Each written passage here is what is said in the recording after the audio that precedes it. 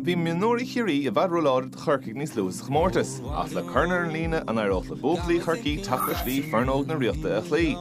Bhí Brian Tyres agus Paddy Kelly a drálí de chlé Ceannais Peile na Mumhan ar a Electric Ireland.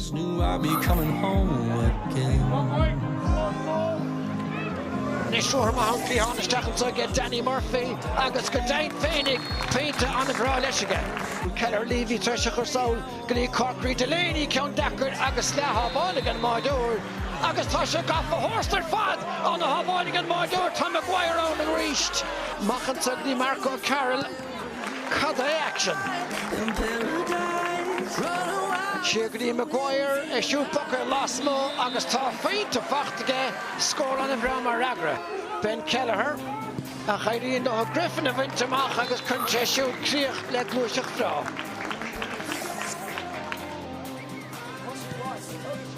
Chá féinte fachtan son agus an Cluiche ó ceann na parke Griffin a ríiste praban na Peile féinte áling eile ag Ciarraí.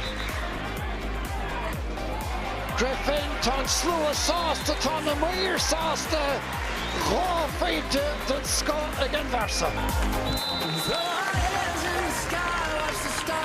Agus is siad Ciarraí Ciarraí na Mún a greibh Mionúir Electric Ireland agus seo an tarna creibh is Corcaigh Buaicphointí. 2 weeks ago after the Clare game, we didn't focus on winning a Munster final, we focused on winning the margins. I think the lads won those margins tonight without looking at the stats. I think we won the small things that get you over the line.